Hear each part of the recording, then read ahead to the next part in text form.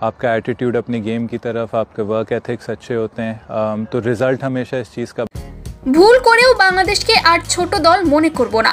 বাংলাদেশ আমাদের উচিত শিক্ষা দিয়েছে। তাদের পেসারদের কাছেই আমরা হেরে গেছি।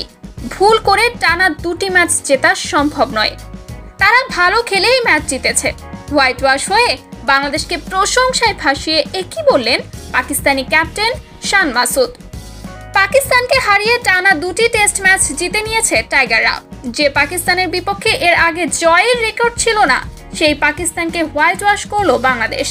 প্রথম ইনিংসে 36 রানে 6 উইকেট পড়ে যাওয়ার পর লিটন মেহেদির অবিশ্বাস্য কামব্যাক এবং দ্বিতীয় ইনিংসে নাহিদ রানার 4 উইকেট এবং সাথে হাসান মাহমুদের 5 উইকেটে খুব সহজেই জয় পায় বাংলাদেশ দল।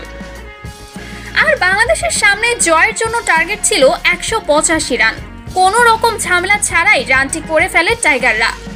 ম্যাচ শেষে বদলে যাওয়া বাংলাদেশের পারফরম্যান্স নিয়ে মুখ খোলেন পাকিস্তানি ক্যাপ্টেন শান মাসুদ।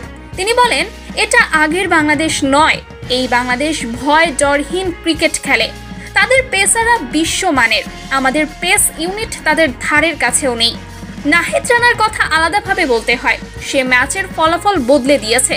সাথে হাসান মাহমুদের দুর্দান্ত বোলিং আর লিটন দাসের লড়াই করে যাওয়া ইনিংস আমাদের অনেক দিন মনে থাকবে। ভুল করেও বাংলাদেশকে আর ছোট দল মনেই করব না। বাংলাদেশ আমাদের উচিত শিক্ষা দিয়েছে। তাদের পেসারদের কাছেই আমরা হেরে গেছি।